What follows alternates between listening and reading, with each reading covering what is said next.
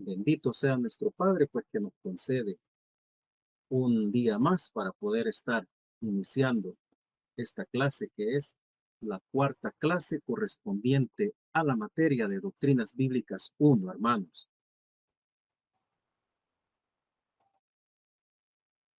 Abra su material pues en la página número 11 y vamos a dar inicio ahí al pie de la página donde aparece el numeral 9, que es pues el tema de esta clase, hermanos. La Biblia es inspirada por Dios y también vamos a ver sus diferentes traducciones, mis amados hermanos. Estamos, hermanos, en prácticamente esta es la última clase de la primera de las doctrinas que estamos viendo en lo que va a ser todo este ciclo. Como usted recordará, al principio vimos pues que este ciclo iba a estar compuesto pues por todas las clases que lo iban a conformar y íbamos a estudiar cuatro doctrinas muy básicas, que son bibliología, que es la que con esta clase culminamos. Luego vamos a ver teología propia, para luego estar viendo cristología y neumatología. Esas son las cuatro doctrinas bíblicas que abarcan este ciclo, hermanos. Y el tema de hoy, pues, es la Biblia inspirada por Dios. Inspiración, hermanos. Nos referimos, pues, a el acto divino ejercido sobre los autores humanos por el cual Dios les revela el mensaje a escribir. A eso nos referimos cuando decimos inspiración. Cada libro fue escrito de acorde al estilo del autor, pero todo, hermanos, estaba bajo el control de Dios. Esto pues es algo que ya lo habíamos mencionado en clases anteriores. Usted recordará que también estuvimos viendo pues que la Biblia fue escrita, hermanos, por hombres y en su momento vimos que fueron diferentes clases de hombres. Uno fueron pescadores, uno pues fue rey, eh, también profesionales, teníamos a uno pues que era doctor, en el caso de Lucas, pues, y así una diversidad de personajes y personalidades que escribieron la Biblia, pero siendo esta inspirada por Dios. También, pues, vimos que en su momento que todos estos escritos se iban realizando, no se les llamaba Biblia, sino que hemos visto, pues, a lo largo de estas clases, pues, cómo fue que llegó hasta nosotros lo que ahora conocemos como Biblia, el sagrado libro de la palabra de Dios, hermanos. Hemos visto, pues, los materiales en los cuales fue escrita, los idiomas, eh, los lugares, el tiempo, etcétera, pero sin perder de vista que es palabra de Dios y que es inspirada por Dios. La Biblia es el resultado de la revelación de Dios en forma escrita, hermanos. Fíjese que ahí en su material usted puede ver pues que dice que la Biblia es el único libro escrito por inspiración de Dios, en el sentido de que Dios ha guiado personalmente a sus escritores. La inspiración de la Biblia se define como una enseñanza que Dios ha impartido directamente a sus autores y que sin destruir ni anular su propia individualidad, su estilo literario o intereses personales, Dios ha transmitido en la misma su completo e íntimo pensamiento y así ha quedado registrado por sus autores humanos.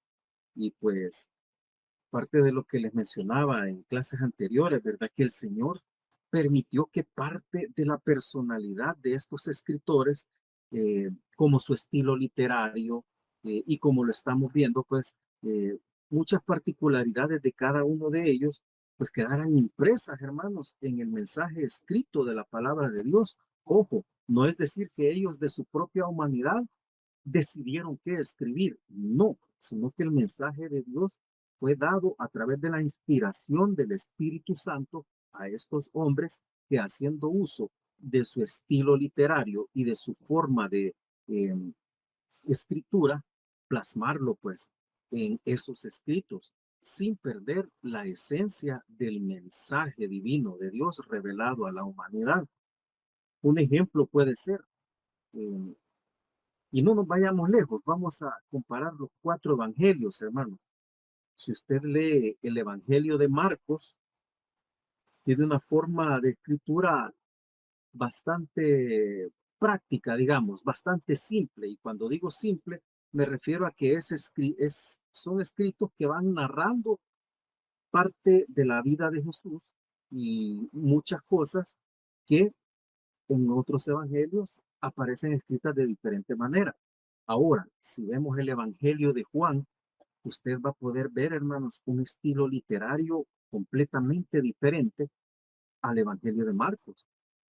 Juan habla mucho más de la divinidad de Jesús y utiliza un lenguaje un poco más profundo en cuanto a representar a Jesús como el Dios, como el verbo hecho carne. Y así también, pues, si usted lee Lucas y el libro de los Hechos, se va a dar cuenta, pues, que es un estilo de escritura diferente, en el sentido de que Lucas, el objetivo de él era prácticamente documentar, presentar un informe, y es precisamente ese estilo de escritura. Y así podemos nosotros, hermanos, seguir, eh, pudiéramos seguir hablando de cada uno de los estilos literarios, pues, de los libros de la Biblia, pero la idea central es que entendamos que fue escrita por diferentes hombres, diferentes estilos literarios, pero que fue inspirada por Dios, hermano. Vamos a leer lo que nos dice la segunda carta de Pedro en el capítulo 1, versículos 18 al 21.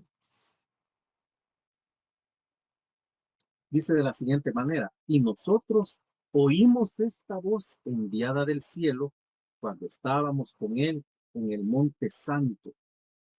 Tenemos también palabra profética más segura, a la cual hacéis bien en estar atentos como a una antorcha que alumbra en lugar oscuro hasta que el día esclarezca y el lucero de la mañana salga en vuestros corazones. Entendiendo primero esto, que ninguna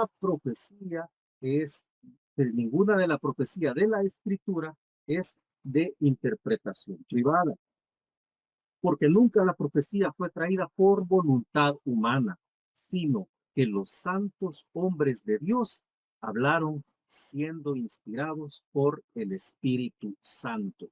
Y aquí, hermanos, podemos reforzar parte de lo que aprendimos en la clase anterior, que la Biblia misma, hermanos, ella misma avala ser palabra de Dios. Es decir, la Biblia dice de ella misma que es palabra de Dios. Otros textos que apoyan la inspiración de la Biblia. Los vamos a leer, hermanos, para que tengamos, como les decía también en la clase anterior, base y fundamento sobre el cual nosotros podamos defender nuestra fe, de decir que la Biblia es la palabra de Dios. Vamos a ir a Éxodo capítulo 17. Éxodo 17, versículo número 14. Y Jehová dijo a Moisés: escribe esto para memoria en un libro, y di a Josué que raeré del todo la memoria de Amalek de debajo del cielo. Acá puede ver usted claramente que el Señor estaba dando la instrucción de escribir un libro. ¿Con qué? O sea, con todo lo que había acontecido. Luego, acá en el profeta Jeremías, en el capítulo número 1 y versículo número 5, nos dice: antes que te formase en el vientre, te conocí, y antes que nacieses, te santifiqué, te di por profeta a las naciones. Aquí pues podemos ver pues que el Señor, como la palabra le ha dicho, pues que Él a sus santos profetas dio su palabra. Y este es un respaldo de que él había elegido a Jeremías como profeta. Tenemos también el capítulo 9 completo, hermanos, del mismo libro de Jeremías, pero por cuestiones de tiempo no lo vamos a leer completo, pero léalo usted al finalizar la clase. No se le olvide, lea todo el capítulo 9 de Jeremías y también el capítulo número 36, versículos 1 y 2. Aconteció en el cuarto año de Joacim, hijo de Josías, rey de Judá, que vino esta palabra de Jehová a Jeremías diciendo: toma un rollo de libro y escribe en él todas las palabras que te he hablado contra Israel y contra Judá y contra todas las naciones desde el día que comencé a hablarte, desde los días de Josías hasta hoy. Usted puede ver aquí claramente, hermanos, no hay lugar a duda, hermanos. ¿Quién habló? Fue pues palabra de Jehová. Fue Jehová hablando a Jeremías. ¿Y qué le dijo? Toma un rollo y escribe en él todas las palabras que te he hablado. Es decir, el Señor mismo instruyó a estos hombres y en este caso le estaba diciendo el profeta: escribí un libro. O sea, no puede cabernos duda de que esta escritura es palabra de Dios. Luego, pues, allá en la epístola a los Hebreos, en el capítulo 4, versículo 12, pues, muy conocido este versículo, hermanos, porque la palabra de Dios es viva y eficaz y más cortante que toda espada de dos filos y penetra hasta partir el alma y el espíritu y las coyunturas y los tuétanos y discierne los pensamientos y las intenciones del corazón. Más claro, hermanos, ni el agua, como dicen por ahí, ¿verdad? Luego, pues vamos a leer todo el amparo bíblico, hermanos, siguiente, en la siguiente lectura es en la segunda carta de Pedro, capítulo 3, versículos 1 y 2. Amados, esta es la segunda carta que os escribo, y en ambas despierto con exhortación vuestro limpio entendimiento, para que tengáis memoria de las palabras que antes han sido dichas por los santos profetas, y del mandamiento del Señor y Salvador dado por vuestros apóstoles. Usted puede ver ahí, pues, que está reafirmando la idea que estas palabras fueron dichas por los santos profetas y que fue mandamiento del Señor. Avancemos al último libro de la Biblia, el Apocalipsis, capítulo número 1, versículo 19, que nos dice de la siguiente manera: escribe las cosas que has visto y las que son y las que han de ser después de estas. Acá, hermanos, se le está dando la orden a Juan de que escriba lo que ha visto y que es lo que vio, pues toda la visión que el Señor le permitió a él poder observar para escribir el Apocalipsis, hermanos. Y luego también en el capítulo 14 y versículo número 13 dice: oí una voz que desde el cielo me decía: escribe, bienaventurados de aquí en adelante los muertos que mueren en el Señor. Sí, dice el Espíritu, descansarán de sus trabajos porque sus obras con ellos siguen. Aquí podemos ver, pues, textos, hermanos, bíblicos que nos amparan y respaldan de que la Biblia es palabra de Dios dictada por Dios a los hombres. Al formar las escrituras, hermanos, es cierto que Dios empleó a escritores humanos, lo que leíamos, pero esos hombres, aunque no pudieran haber comprendido todo lo que estaban escribiendo, sin embargo, bajo la guía de Dios y su mano directriz, produjeron los 66 libros que ahora conforman la Biblia, en la cual pues se halla una fascinante continuidad y una constante evidencia de la obra del Espíritu Santo dirigiendo sus plumas para escribir, mis amados. El testimonio mismo de Cristo sobre la inspiración bíblica lo vamos a ver bajo el respaldo de las Escrituras, hermanos. Vayamos a leer lo que nos dice el Evangelio de Mateo en el capítulo número 5 y versículo 18.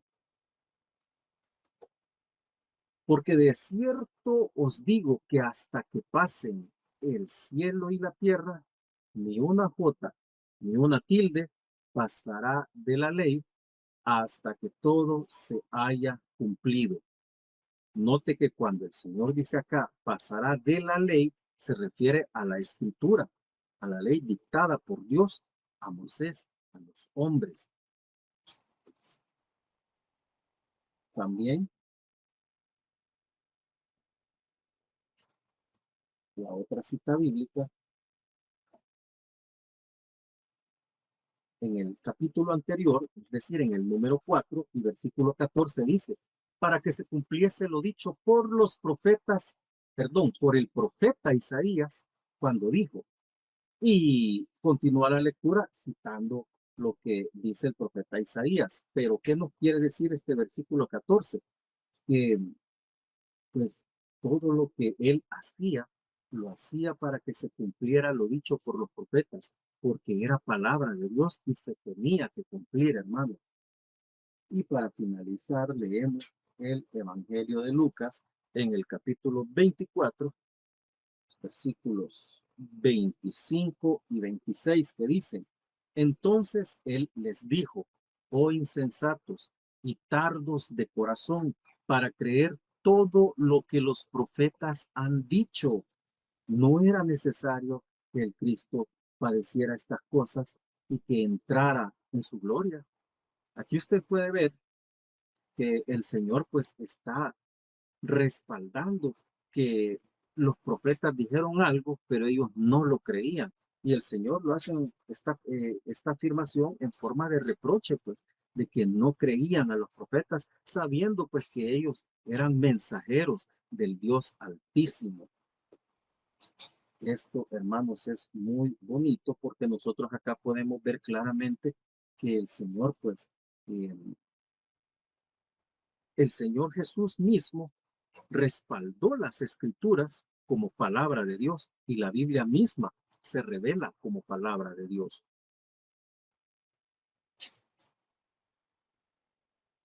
Ahora, hermanos, lo siguiente lo va a escribir usted ahí en su material. Ya llegamos a la página número 12 y pues vamos a ver el numeral 9.1. La Biblia, su tema y su propósito. El primer número que nos aparece es Jesucristo como tema. Jesús, hermanos, es el tema supremo de la Biblia, hermanos. Nuestro Señor Jesucristo es el supremo tema de la Biblia. Leyendo la Escritura, sin embargo, las perfecciones de Cristo en su persona y su obra se hallan presentadas en diversos aspectos. Escriba esto ahí en su material.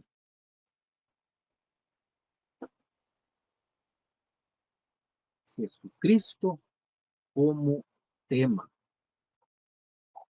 Y esto es muy importante para nosotros, saber comprender que el tema central y el tema supremo de la Biblia es Jesucristo mismo, hermano. Amén. Avanzamos, hermano.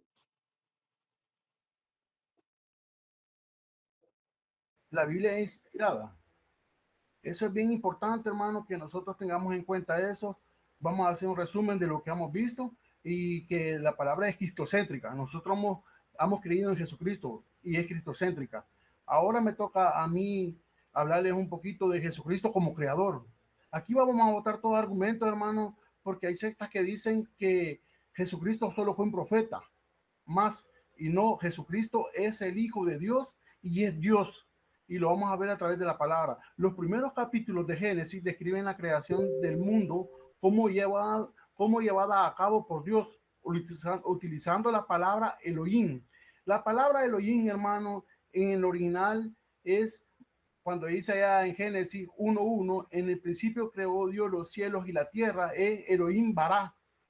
Pues ahí la palabra Elohim está en plural y está hablando del Padre del Hijo y del Espíritu Santo. Por eso es bien importante, hermano, que nosotros los apoyemos con otras traducciones también. Solo cuando llegamos al Nuevo Testamento es cuando queda revelado claramente que todas las cosas fueron hechas por Cristo. Vamos a ver a través de la palabra del Señor, hermano, las actividades del Nuevo Testamento que describe y afirma que Jesucristo es Dios y es el creador del universo. Así que si usted tiene su Biblia ahí, acompáñeme a Juan capítulo 1, versículo 3. Pero vamos a leer desde el versículo 1 para agarrar el contexto. Y dice, en el principio era el verbo. En otra traducción dice, en el principio era la palabra. Y el verbo era con Dios y el verbo era Dios. Este era en el principio con Dios. Todas las cosas fueron hechas y sin él nada de lo que ha sido hecho fue hecho. Aquí podemos nosotros, hermanos, votar todo argumento de otra secta. Sabemos que Jesucristo es el creador del universo y sabemos que la palabra lo afirma y nosotros tenemos base bíblica para demostrarle que Jesucristo es el creador de todo. Y la obra de Jesucristo lo podemos ver en el Antiguo Testamento. Dice que él creó todo. Pues nosotros, hermanos, cuando vamos allá al Antiguo Testamento, allá esa palabra Elohim está en plural, está hablando del Padre, del Hijo y del Espíritu Santo. Y lo vamos a resumir así: el Padre planificó, el Hijo ejecutó y ahí estaba el Espíritu Santo también. Dice que todas las cosas fueron hechas por él, por Jesucristo. Y vamos a ver algunas características que resume la Biblia, que Jesucristo es el creador. El comienzo del universo, hermano, tuvo un tiempo y un espacio. Él creó de la nada, no había nada. Ahí votamos otra teoría del Big Bang, no sé si la han oído. Esa teoría del Big Bang que dice, no, él creó de la nada, no había nada, él creó. Pero antes de crear, solo estaba el Padre, el Hijo y el Espíritu Santo. Ellos estaban reunidos ahí. Ellos tenían una comunión juntos. Pues ahí podemos ver que él crea de la nada.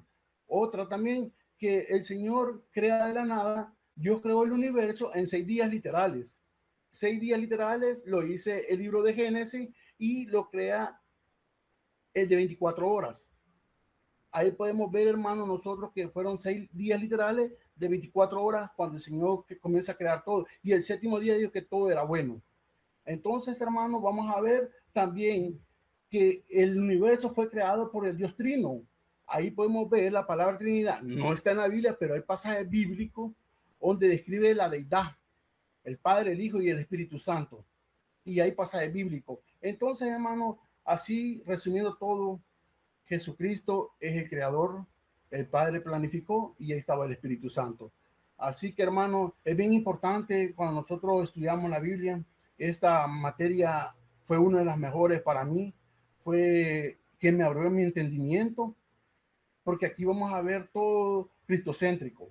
Y vamos a Colosenses, capítulo 1, versículos 16 y 17, si me acompañan allí.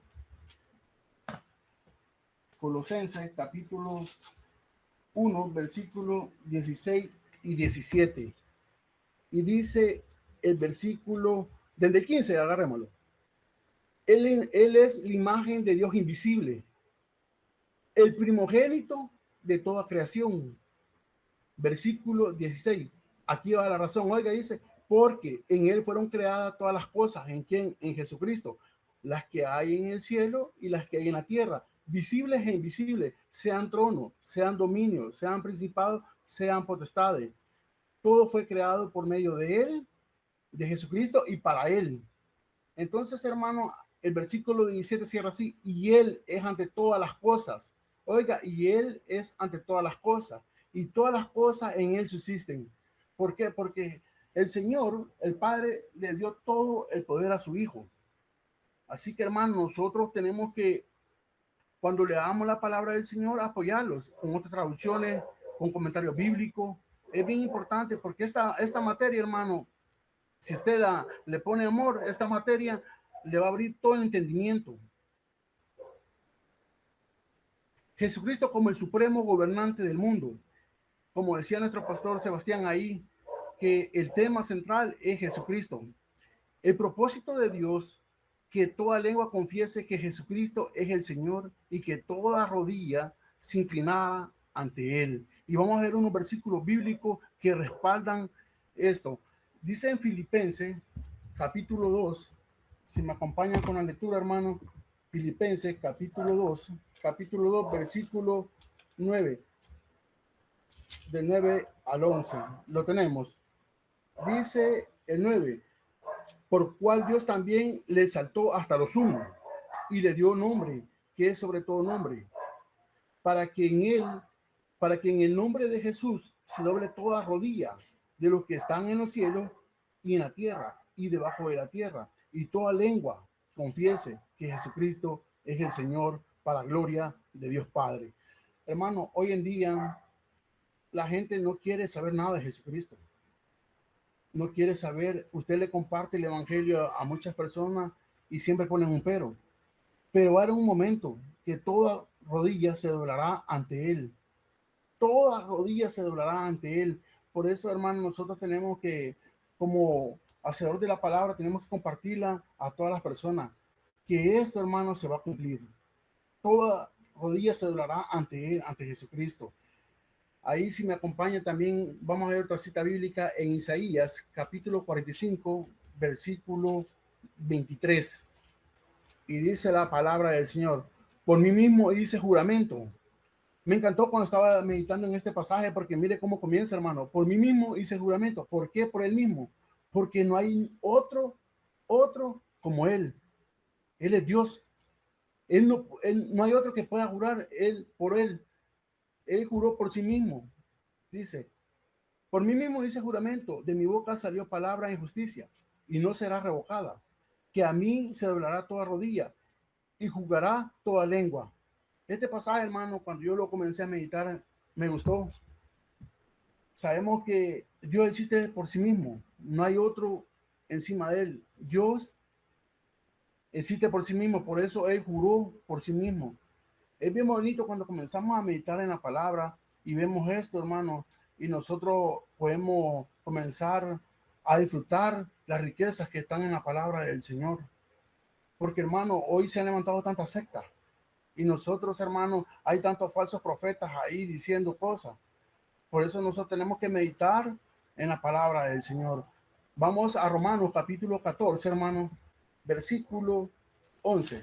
Porque Cristo está, vivo yo, dice el Señor, que ante mí se doblará toda rodilla y toda lengua confesará a Dios. Eso es lo que yo le venía explicando, hermano, que va a haber un momento que toda rodilla se doblará ante Él.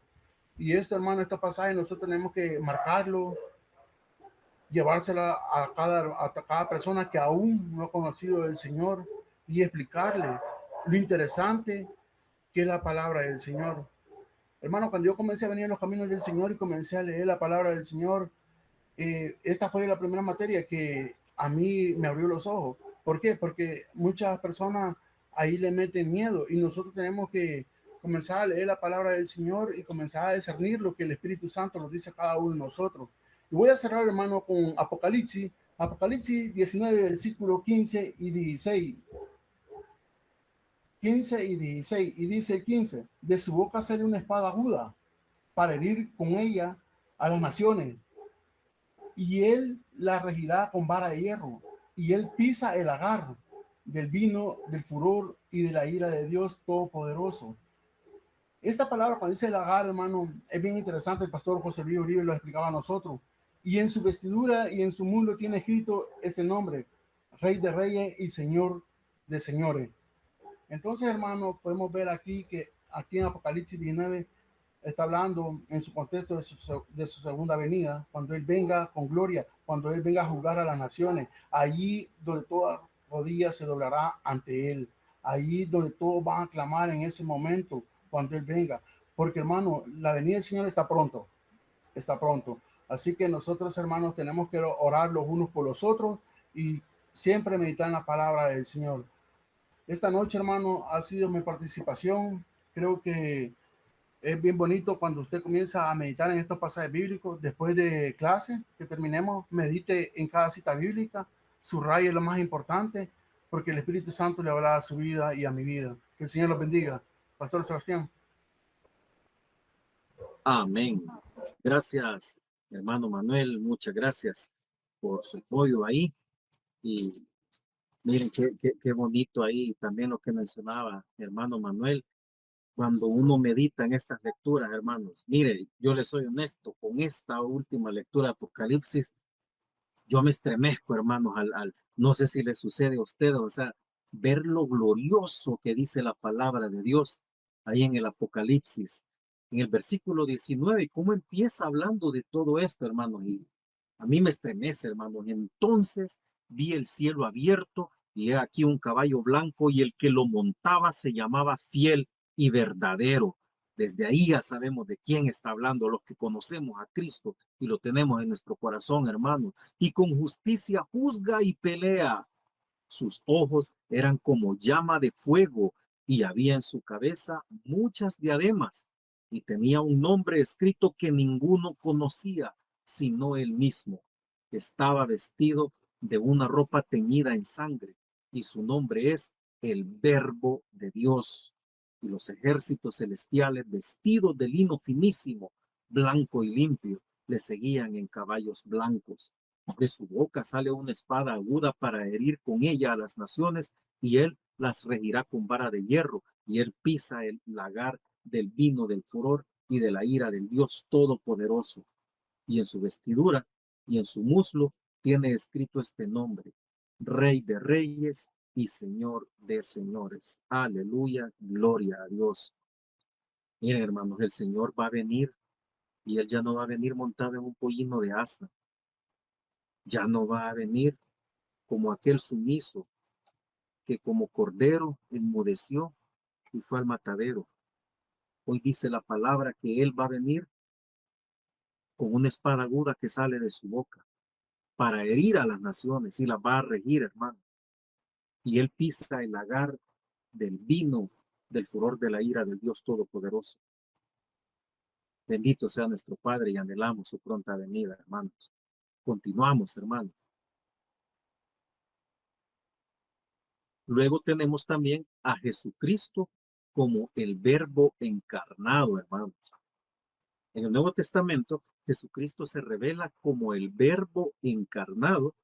Mediante Jesucristo los hombres pueden conocer a Dios.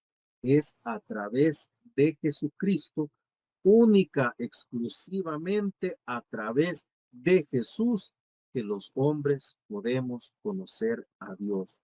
No es a través de un santo, no es a través de María, y no estoy diciendo ni demeritando eh, el papel protagónico y tan grande que tuvo María y que lo tiene en la palabra de Dios, pero el único mediante el cual los hombres pueden conocer a Dios es mediante su Hijo Jesucristo.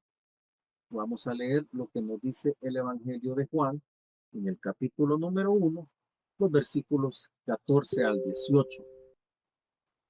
Y aquel verbo fue hecho carne y habitó entre nosotros, y vimos su gloria, gloria como del unigénito del Padre, lleno de gracia y de verdad. Juan dio testimonio de él y clamó diciendo: este es de quien yo decía, el que viene después de mí es antes de mí, porque era primero que yo. Porque de su plenitud tomamos todos, y gracia sobre gracia. Pues la ley por medio de Moisés fue dada, pero la gracia y la verdad vinieron por medio de Jesucristo. A Dios nadie le vio jamás.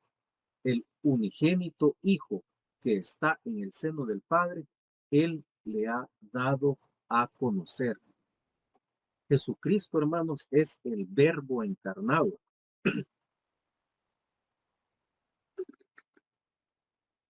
Jesús mismo, hermanos, es esa palabra que se menciona ya en el libro de, perdón, en el Evangelio de Juan, que es el que estamos leyendo y que ahí nuestro hermano Manuel también nos leía, cuando dice: en el principio era el verbo, y como él lo mencionaba, otras traducciones que de hecho son muchísimas y son la mayoría de las traducciones al español, las que lo ponen como en el principio era la palabra.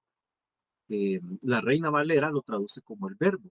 Pero es lo mismo, hermano. En el principio era el verbo, en el principio era la palabra, y el verbo era con Dios, y el verbo era Dios. Jesús es la palabra de Dios, es la manifestación de Dios mismo, hermanos. Continuamos. Jesucristo como Salvador. Cristo cargó los pecados del mundo. Fue la ofrenda sacrificada por el pecado y también fue nuestro gran sumo sacerdote. Estos son conceptos, hermanos, que nosotros los tenemos que tener muy, muy claros. Jesucristo es el Salvador. Él cargó con los pecados del mundo. Fue la ofrenda sacrificada por el pecado y también fue nuestro gran sumo sacerdote. Debemos manejar estos conceptos al momento de defender nuestra fe. Base y amparo bíblico, hermanos. Usted lo está viendo ahí en pantalla y le vamos a dar lectura a cada uno, hermanos. El libro de Isaías en el capítulo 53, versículos 4 al 6, nos dicen, ciertamente llevó él nuestras enfermedades y sufrió nuestros dolores, y nosotros le tuvimos por azotado, por herido de Dios y abatido, mas él herido fue por nuestras rebeliones, molido por nuestros pecados. El castigo de nuestra paz fue sobre él, y por su llaga fuimos nosotros curados. Todos nosotros nos descarriamos como ovejas, cada cual se apartó por su camino, mas Jehová cargó en él el pecado de todos nosotros. Ahí tenemos el amparo y base bíblica para decir que él cargó con todos nuestros pecados. Vayámonos al Nuevo Testamento una vez más, al Evangelio de Juan, capítulo número 1 y versículo 29, que nos dicen de la siguiente manera. El siguiente día el siguiente día vio Juan a Jesús que venía a él y dijo, he aquí el Cordero de Dios que quita el pecado del mundo. Gloria sea dada al Padre, hermanos. Luego, allá, primera carta del apóstol Pedro, en el versículo 1 y sus versículos, perdón, en el capítulo 1 y sus versículos 18 y 19, dicen, sabiendo que fuisteis rescatados de vuestra vana manera de vivir, la cual recibisteis de vuestros padres, no con cosas corruptibles como oro o plata, sino con la sangre preciosa de Cristo, como de un cordero sin mancha y sin contaminación. Él fue, hermanos, la ofrenda perfecta, el sacrificio perfecto por nuestros pecados. Y finalizamos las citas bíblicas en el libro de los Hebreos 7, 25 al 27. Dice, por lo cual puede también salvar perpetuamente a los que por él se acercan a Dios, viviendo siempre para interceder por ellos, porque tal sumo sacerdote nos convenía, santo, inocente, sin mancha, apartado de los pecadores y hecho más sublime que los cielos, que no tiene necesidad cada día, como aquellos sumos sacerdotes, de ofrecer primero sacrificios por sus propios pecados y luego por los del pueblo, porque esto lo hizo una vez y para siempre, ofreciéndose a sí mismo. Aquí está pues hablando de nuestro sumo sacerdote que es Cristo Jesús, que él ya no tenía necesidad como los otros sacerdotes que instituyó el Señor, pues de estar haciendo sacrificio continuo allá en el templo, porque él fue el sacrificio único y perfecto por nuestros pecados, hermano. Avanzamos. El propósito de la Biblia. De acuerdo con la palabra de Dios escrita, un propósito supremo se revela en todo lo que Dios ha hecho o hará desde el comienzo de la creación hasta la más lejana eternidad. Este supremo propósito es la manifestación de la gloria de Dios. Para este propósito fueron creados los ángeles. Fue diseñado el universo material que es como un reflejo de su gloria y el hombre creado a la imagen y semejanza de Dios. En la inescrutable sabiduría de Dios, incluso el pecado fue permitido y provista la redención como una perspectiva hacia la realización de tal supremo propósito. Vamos a leer Colosenses, capítulo 1 y versículo 16.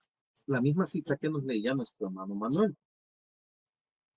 Y nos dice, porque en Él fueron creadas todas las cosas, las que hay en los cielos y las que hay en la tierra, visibles e invisibles, sean tronos, sean dominios, sean principados, sean potestades, todo fue creado por medio de Él y para Él.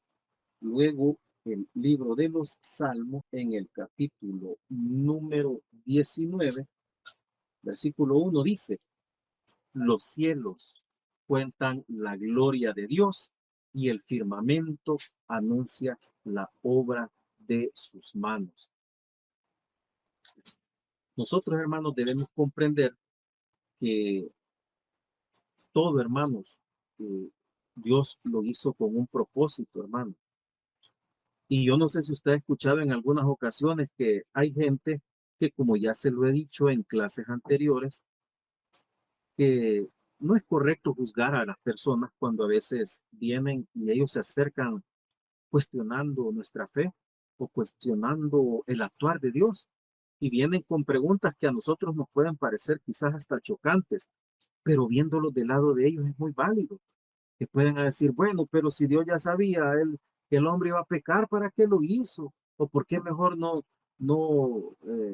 destruyó al diablo o no creó, o si sabía que el diablo se iba a revelar, ¿por qué mejor no lo crea? Fíjese que para una persona que no cree en Dios es válido, hermano, porque son cuestionamientos de la mente humana, pero el Espíritu Santo a nosotros nos lleva a discernir que absolutamente todo el Señor lo creó con un propósito y todo lo que Él permitió fue también con un propósito, incluyendo el pecado mismo. El Señor permitió el pecado, pues, para que se pudiera proveer una redención especial, un redentor, que es, pues, Cristo Jesús.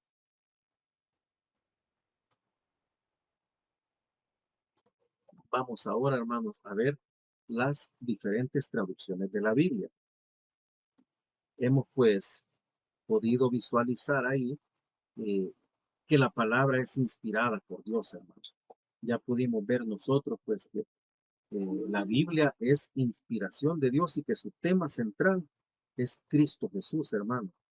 Y que todo lo que el Señor ha hecho y permitido tiene un propósito. Ahora, hermanos, en las diferentes traducciones de la Biblia, eh, nosotros ya vimos en clases anteriores que la Biblia, pues, fueron escritos en tres idiomas, hermano. Es decir, la Biblia fue compuesta por escritos que estaban en tres idiomas: el hebreo, el arameo y el griego. Que yo le hacía el comentario también en la ocasión anterior que de esta secta de los testigos de Jehová, que de ellos yo aprendí eso, fíjese, los idiomas en que fue escrita la Biblia, porque ellos en su traducción, en la traducción del Nuevo Mundo de las Santas Escrituras, así le llaman, eh, que tiene bastantes errores e inconsistencias, y ahí sí se puede decir claramente errores, hermano. Eh, Ellos no le llaman Antiguo Testamento ni Nuevo Testamento, sino que al Antiguo Testamento le llaman las escrituras hebreo-arameas y al Nuevo Testamento le llaman las escrituras griegas cristianas. Pero bueno, el punto es que todos los escritos que componen la Biblia, pues fueron, valga la redundancia, escritos en hebreo, arameo y griego. La traducción oral es la que sería muy deficiente, hermanos. Vamos ahorita, hermanos, a darle en esta diapositiva lectura a formas en las que nosotros podemos traer la palabra de Dios hacia nosotros, pues. La primera que acabamos de ver, hermanos, es la de los idiomas. O sea, los escritos tanto en hebreo, arameo y griego. Otra forma en que las escrituras pudiesen llegar a nosotros son la tradición oral, que sería muy diferente, la cual pues consistía en que los padres transmitían a sus hijos todas estas palabras y ellos así lo iban transmitiendo eh, de continuo a sus hijos. Pues. Otra forma en que las escrituras pudiesen ser traídas a nosotros es el aprendizaje de los idiomas originales de parte de todos los creyentes. Es decir, pues que todos nosotros, los que creemos en Jesús, que creemos en Dios, aprendamos todos esos idiomas originales, hermano, y que podamos así tener acceso a leer los escritos en que, valga la redundancia, fue escrita la palabra de Dios. Pues. Eso es algo que sería irrazonable, hermano. Esto, hermano, que está viendo en la diapositiva, lo va a ir escribiendo en el espacio que le aparece en el recuadro ahí, eh, justo a la par de la imagen de unas Biblias que están en la página 13. En todo lo que continúa en blanco en ese recuadro, ahí va a escribir todo esto. Y otra de las formas en que la escritura, la palabra de Dios, pudiese llegar a nosotros es la traducción de la Biblia a las diferentes lenguas. Ahora bien, note que entre tener los escritos en los idiomas originales, entre conservar nosotros ese conocimiento a través de la traducción oral y también entre aprender los idiomas originales, la opción más viable, hermanos, es la traducción misma de la Biblia a las diferentes lenguas, es decir, a todos los idiomas que cada persona habla. Y de hecho, esto usted puede respaldarlo bíblicamente al recordar que allá en el día de Pentecostés, usted recuerda qué fue lo que sucedió en ese glorioso día. El Espíritu Santo se manifestó sobre todas las personas que ahí estaban, hermanos, y cada uno comenzó a hablar en lenguas. Y mucho ojo, hermano. No empezaron a hablar lenguas angelicales o comenzaron a hablar eh, lo que ahora en algunas iglesias le llaman hablar en lenguas. Mucho ojo, mucho ojo. Yo no estoy diciendo, eh, demeritando las manifestaciones del Espíritu Santo, para nada, en lo absoluto, pero es algo completamente diferente a lo que pasó en el día de Pentecostés, sino que las personas comenzaron a hablar lenguas humanas, idiomas, porque dice la palabra que de repente habían unos diciendo, ¿y cómo es que les entendemos? Están hablando en nuestra lengua. El Espíritu Santo a través de las Escrituras nos enseña que avala precisamente que la palabra de Dios sea llevada a las personas en las diferentes lenguas. Anote todo esto ahí en el recuadro de su material, lo que les mencionaba. Evidentemente, se eligió esta última opción, que es la traducción de la Biblia a los diferentes idiomas o a las diferentes lenguas. Indudablemente, mis amados hermanos, hay problemas al traducir. En las traducciones hay problemas. Es inevitable, hermanos, que se pierda algo de la esencia al traducir un escrito o una idea de un idioma a otro. Ese es uno de los grandes detalles, hermanos, de las traducciones. Ahora bien, podemos considerar el producto como revelación especial. Cuando le digo producto, hermanos, me refiero a la Biblia ya traducida. Podemos nosotros considerar esta traducción como una revelación especial. Mire, la revelación ya está hecha, que es lo que tenemos en los escritos. Y es nada más una traducción lo que nosotros tenemos. Y es por eso que nosotros como estudiantes de teología, hermanos, nosotros ya debemos también hacernos de más traducciones. Mire que ahora tenemos todo tan fácil, hermanos, en nuestros dispositivos, en nuestras computadoras, podemos tener múltiples traducciones de la Biblia a diferentes idiomas, en diferentes versiones, lo cual nos va a ayudar a enriquecer eh, el entendimiento de a qué se refiere cada versículo. Y cuando decimos que es inevitable, hermano, eh, que se pierda algo de la esencia de un escrito en una traducción, es porque nada va a ser igual que en su idioma original. Y aquí le voy a poner este, un ejemplo que tal vez no cabe mucho por lo que en sí representa, pero es muy válido, fíjense. Yo no sé si ustedes conocen, creo que más de alguno ha escuchado la comedia de Eugenio Derbez. Derbez en cuando, todos estos programas de Eugenio Derbez. Fíjense que este hombre, hay algo que a mí me admira de Eugenio Derbez en cuanto a la forma de hacer comedia. La comedia de Eugenio Derbez es bastante relacionada con el idioma, con palabras, pero que nosotros las entendemos de una forma y o sea, es la misma palabra, pero significa dos cosas diferentes. Y a veces él utiliza una palabra y nosotros por el contexto en que lo está diciendo entendemos una cosa, pero cuando remata el chiste resulta que era otra. Pero lo que le quiero decir es que este tipo de comedia y estos chistes que hace Eugenio Derbez, si fueran traducidos a otro idioma, hermanos, se pierde por completo la esencia y ya no se entiende. El punto es, hermanos, que en las traducciones a veces se pierde un poco la esencia. Ah, o igual que Cantinflas, dice mi hermano Walter Villatoro, es correcto.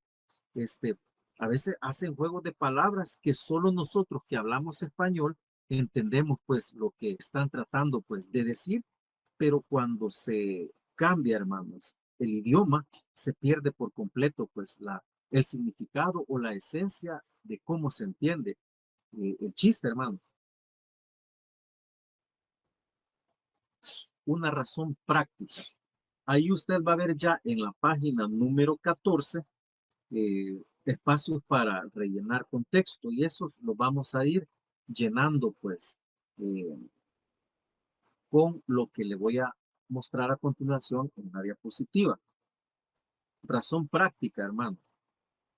Hay una imposibilidad prácticamente absoluta de que todos los cristianos que hay en el mundo aprendan los idiomas originales. Eh, copie esto ahí en su material. ¿Qué es esto, hermanos? Lo que mencionábamos, ¿verdad? En la diapositiva anterior, pues usted podía ver que eh, había, pues, las formas en que la palabra de Dios pudiese llegar a nosotros, que era o aprendiendo los idiomas o a través de la traducción oral, pero entre todas las opciones, la más viable y la que de la cual el ser humano ha echado mano, pues, es de la traducción, las traducciones. Y es lo que estamos viendo a continuación, las diferentes razones de por qué es mucho mejor y es la opción más viable las traducciones. Y la primera de ellas, pues, es la razón práctica, que es prácticamente imposible, hermanos, que todos los cristianos aprendan los idiomas originales. Sí han habido algunos hermanos que pueden llegar a aprender idiomas y para estudiar mucho mejor la palabra, pues, pero no todo el mundo tiene acceso, hermanos. Incluso, hermanos, hay personas creyentes que tampoco, que incluso ni leer saben, no saben ni leer. Entonces a estas personas la palabra pues va a llegar a través de la lectura que haga alguien y que la haga en el idioma que ellos comprenden.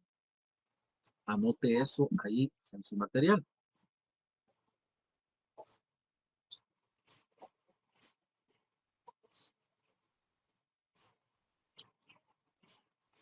Segunda razón, hermanos, la razón bíblica. Dios, al dar la revelación en 3 idiomas, de alguna manera señala el camino a seguir por la iglesia, porque la verdad de Dios no puede encerrarse en uno de ellos. Cuando el Antiguo Testamento citado en el Nuevo Testamento, es decir, cuando Jesús o alguno de los apóstoles citan textos del Antiguo Testamento, eh, no suele ser traducción directa, sino que los escritores también utilizaron en su mayoría la traducción al griego del Antiguo Testamento ya existente, conocido como la Septuaginta. Pero mucho ojo, hermano. Cuando los escritores, en este caso Pablo o el mismo Señor Jesús, eh, les hablaba a las personas en el idioma que ellos conocían, y él citaba las escrituras, o el mismo apóstol Pablo, él no se los iba a decir en el idioma antiguo, en el hebreo o en el arameo, cuando él estaba hablando a los que hablaban griego, sino que él lo hacía pues y se lo decía en el idioma que ellos entendían.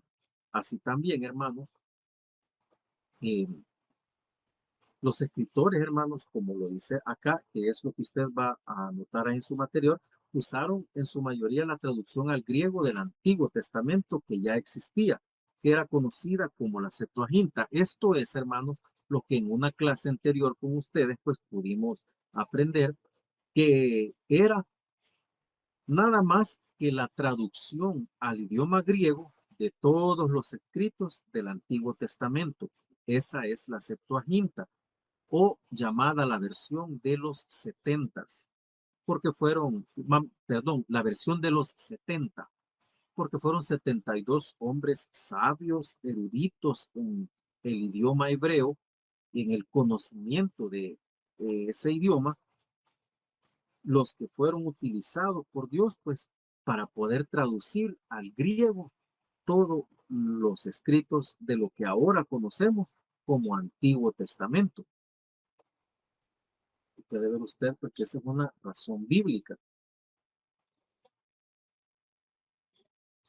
Hay también una razón teológica, hermanos. Nuestra fe no se basa en sacramentos, sino en la enseñanza bíblica.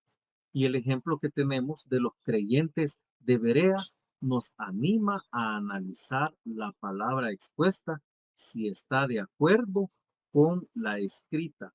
Es decir, si la palabra que nosotros hablamos o estamos exponiendo está de acuerdo a lo que está en los escritos, hermanos. Todo esto váyalo usted anotando ahí en su material. Por otro lado, ¿cómo podríamos hacer discípulos a todas las naciones en otra lengua? Es decir, mandato del Señor fue pues que ir y hacer discípulos a todas las naciones. Pero no podríamos llegar hablando un idioma que ellos desconocen, hermanos, a otras naciones. Por eso es muy importante la cuestión de las traducciones. Vamos a leer lo que nos dice el libro de los Hechos, mientras usted copia ahí en su material. Libro de los Hechos, capítulo 17 y versículo 11, hermanos. Dice de la siguiente manera: y estos eran los más nobles, y estos eran más nobles que los que estaban en Tesalónica, pues recibieron la palabra con toda solicitud, escudriñando cada día las escrituras para ver si estas cosas eran así. Y esto, hermanos, es una gran lección para nosotros también, porque usted, hermanos, oiga muy bien lo que le voy a decir, grábeselo y póngale mucha atención. Incluso las cosas que este servidor le diga, usted vaya y compárelas con su Biblia, si es correcto lo que se le está diciendo, porque la misma palabra de Dios nos exhorta a ello, porque ellos escuchaban toda palabra con solicitud, dice, o sea, lo escuchaban, pero escudriñaban también las escrituras para ver si las cosas eran así. Eso es lo que nosotros, como hijos de Dios, debemos hacer. Esa es la razón teológica. Dios ha ordenado a todos sus hijos que lean las escrituras, y esto solo es posible por medio de la traducción, hermanos. Esto es bastante importante. Y las repetirás a tus hijos y hablarás de ellas estando en tu casa y andando por el camino y al acostarte y cuando te levantes. Esto, pues usted lo puede ver completo ahí en el libro de Deuteronomio, capítulo 6, versículos 4 al 9, que es donde el Señor, pues, da esta indicación, pues, donde dice, pues, oye Israel, Jehová, nuestro Dios, Jehová uno es. Y comienza el Señor, pues, a darle todas estas instrucciones a su pueblo, pero parte de lo que menciona es que dice, las repetirás a tus hijos y hablarás de ellas estando en tu casa y andando por el camino y al acostarte y cuando te levantes. Por lo tanto, hermanos, esa es una ordenanza de nuestro Señor. Dice el libro del Evangelio de Juan, en el capítulo 5 y versículo 39, escudriñad las escrituras porque a vosotros os parece que en ellas tenéis la vida eterna y ellas son las que dan testimonio de mí. Ahí tenemos pues otra exhortación de parte del Señor Jesús para leer sus escrituras. El pueblo de Dios tiene que estar armado contra el diablo, hermanos. Y esto solo es posible si las escrituras están traducidas a su propio idioma. Y tomad el yelmo de la salvación y la espada del Espíritu, que es la palabra de Dios. Creo que todo esto ya lo hemos leído muchas veces allá en Efesios 6, del 18 al 11, donde pues se da toda la descripción de la armadura de Dios. Pero lo que nos parece ahorita bastante importante es que menciona que la espada del Espíritu, que es la palabra de Dios, debemos estar, hermanos, ceñidos de toda esa armadura. Y la palabra es importante, pero la palabra tiene que estar en el idioma que nosotros comprendemos. Las escrituras han de leerse públicamente para beneficio del pueblo, y esto solo es posible mediante la traducción. Lo que mencionábamos hace unos minutos, Mateo 28, 19. Por tanto, id y haced discípulos a todas las naciones. Y usted sabe cómo continúa, pues, bautizándolos en el nombre del Padre, del Hijo y del Espíritu Santo, etcétera.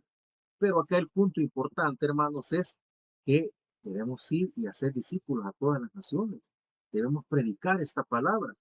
Y a alguien que no comprenda nuestro idioma, se las tenemos que predicar en su idioma. Mire aquí un punto muy importante. Por si usted quiere ir a predicar alguna vez, que el Señor le utilice para ir a predicar a otra nación en donde hablen un idioma diferente al nuestro. Es importante saber y conocer el idioma en el que vamos a llegar nosotros a predicar la palabra de Dios.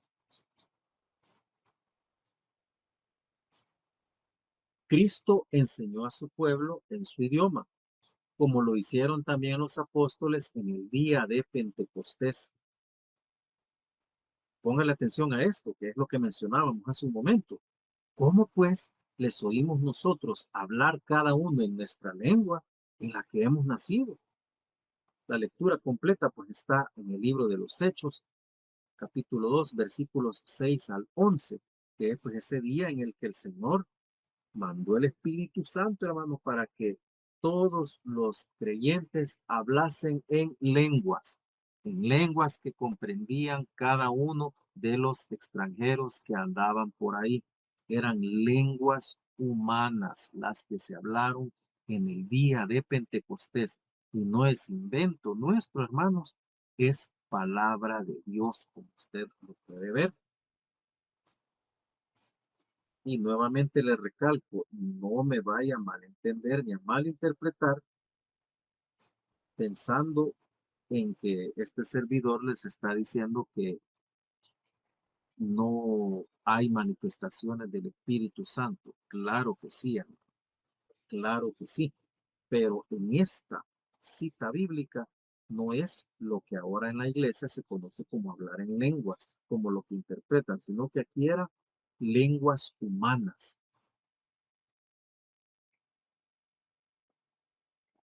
Vamos ahora, hermanos, a ver las versiones de la Biblia. Ya con esto cerramos la bibliología, hermanos, con estas últimas diapositivas. Las versiones de la Biblia. Los targúmenes. Es la versión del Antiguo Testamento en arameo, parafraseados y con cortas explicaciones a los lectores o a los oyentes ignorantes de la geografía, de la historia y de ciertas costumbres judías de la antigüedad. Esto, hermanos, usted lo va a tener que escribir ahí en su material, pero ahorita por cuestiones de tiempo le vamos a dar paso rápido a las diapositivas y en unos minutos yo le voy a se las voy a compartir para que usted pues pueda completarlo ahí en su material.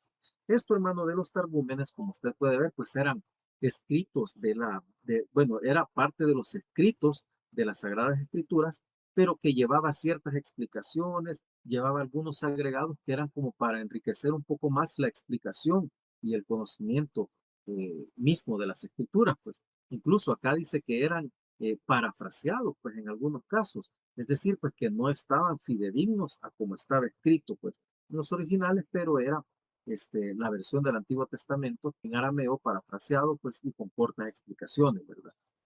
Luego tenemos la Septuaginta, que es lo que ya habíamos pues nosotros eh, mencionado, ¿verdad? Que es la traducción del Antiguo Testamento del hebreo al griego.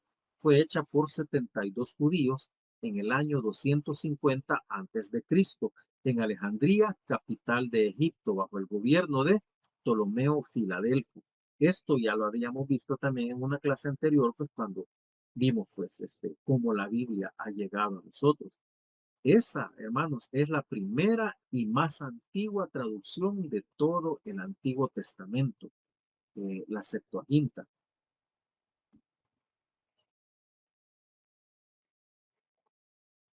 Luego tenemos la Vulgata.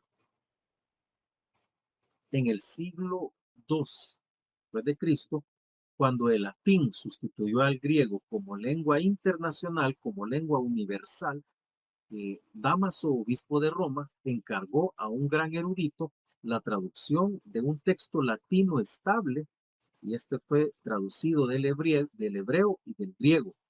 Este hombre se llamó Jerónimo. Su versión se llamó la Vulgata, que significa común, y viene pues de la raíz etimológica misma que se utiliza para la palabra vulgar. Cuando usted oye que dicen vulgar, pues hoy se tiene connotación como de algo ofensivo, pero realmente, o sea, significa común. Incluye tanto el Antiguo Testamento como el Nuevo Testamento, la Vulgata. Sigue pues siendo la Biblia oficial de la Iglesia Católica Romana, aunque no se le otorgó reconocimiento oficial hasta el Concilio de Trento. Y un dato que no quiero dejar eh, por alto, hermanos, es pues eh, la lectura completa de la parte que corresponde a la Septuaginta. Vamos a tomar estos minutitos rápido, hermanos, para que finalicemos. Este, Hablando de esos 72 traductores, usted ahí en su material puede ver pues, que dice que 6 por cada tribu de Israel. Imagínense la delicadeza, hermano, de ellos. Ellos llevaron a cabo ese trabajo. Pues sí, el valor de la Septuaginta radica en el hecho de que sería ampliamente usada por la iglesia primitiva. De cada 7 citas del Antiguo Testamento que encontramos en el Nuevo Testamento, 6 son tomadas literalmente de la versión de la Septuaginta, o sea, o la versión de los 70. Lucas y el escritor de Hebreos fueron los que más la utilizaron. Sirvió de base para la predicación apostólica a la extensión del Evangelio. Asimismo, su texto fue utilizado para las demás versiones antiguas del Viejo Testamento, la Vulgata, Vetus Latina, Peshitta, la Copte, la Etíope, eh, armenio, gótico, árabe, gregoriano, eslavónico, etcétera. Luego, pues tenemos la tan conocida Reina Valera, Casiodoro de Reina y Cipriano de Valera, ambos perseguidos por la Inquisición, hermano, por su cercanía al protestantismo y la Reforma, crearon una de las más hermosas traducciones y que sigue siendo la versión bíblica de mayor circulación en el mundo hispano, versión Reina Valera, hermano.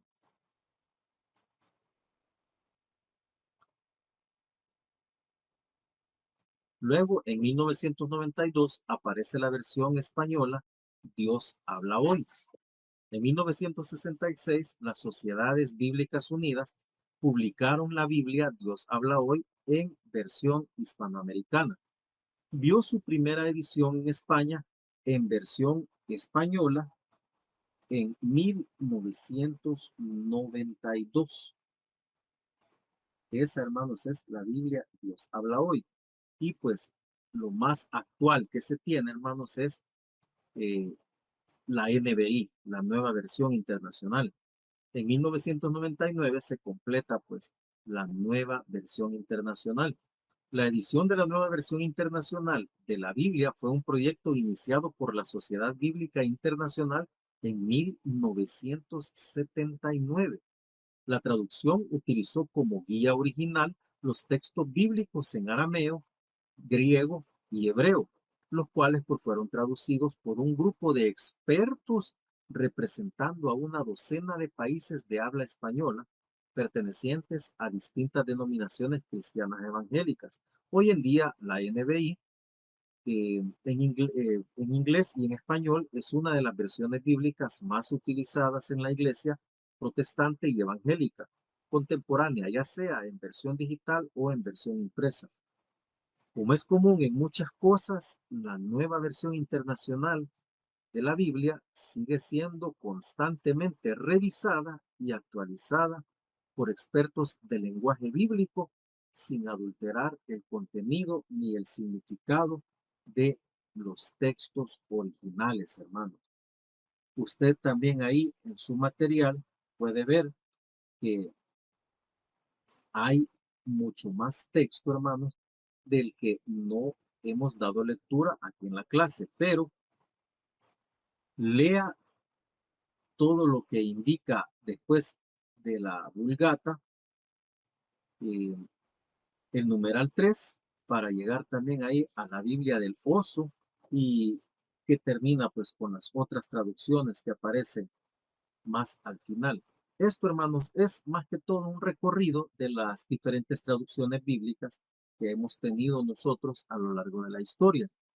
Y mis amados hermanos, de esta manera, como pues damos por finalizada la clase de este día y también la parte que corresponde a la bibliología, es decir, pues la ciencia que estudia la Biblia y cómo ésta llegó a nosotros.